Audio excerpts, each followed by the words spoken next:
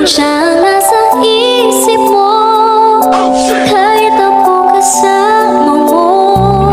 What? Sana all. How?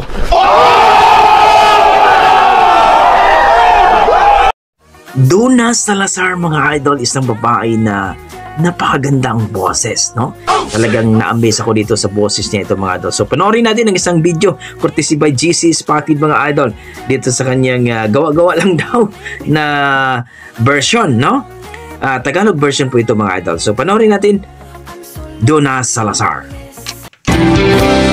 Yes, this is my Tagalog version of ito gawa-gawa lang ko.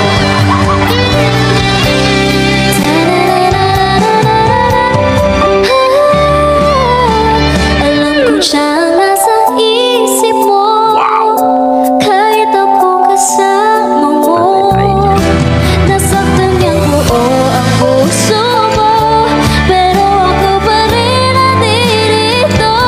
Ngunit bakit siya pa rin ang nasa puso't isipan mo? Minamahal naman kita.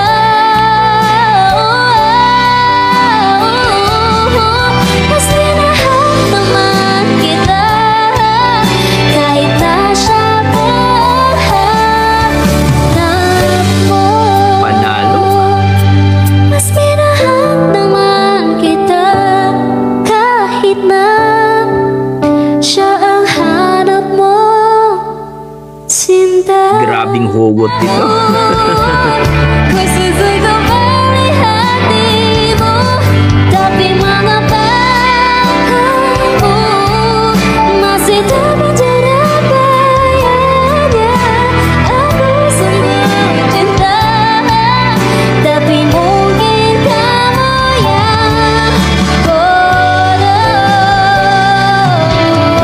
Gusto niyo Bisaya? Sige, mag-Bisaya ako. I think Bisaya din ito si Don. Akala nyo. Magsiswitch tayo sa Bisaya. Lupit talaga pag Bisaya.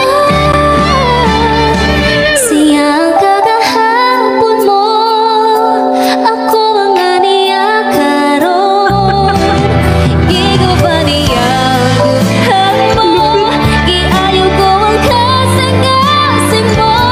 Pero nga naman ikaw, diligid galimot niya. Gigod magyud ikaw. Gigod magyud ikaw. Ang pigipot ko. Grabe!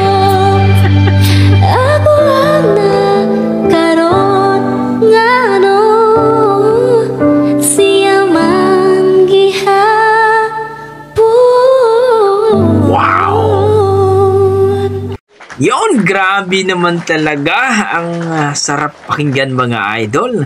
Ano mangita pa magaglaing nga na amo kasi mong kiliran. Para bang nandito ka nga pero parang wala lang, no? What? Grabe. Ang sakit ng kantang itong mga idol, no? Grabe. Itong si Donna Salazar, mga idol. Supportan po natin ang YouTube channel ni GC Spotted, no? Lupit! Kinilig ako sa kantang yun, lalo na yung pagbisaya. Ang lupit itong si Donna Salazar, mga idol. Kayo dyan, mga idol, ang masasabi nyo sa ating video for today, no? Na-miss ba kayo? Na-appreciate nyo ba ang kanyang rendition, ang kanyang talagang performance? Please comment down below, mga idol, para ating pag-usapan. Yan ang ating mga dugong Pinoy. Pagdating sa kantahan, halimaw talaga. Wala ka talagang laban dyan sa ating mga Pilipinong malupit. Maraming salamat, mga idol, at ingat kayo lang. I tried so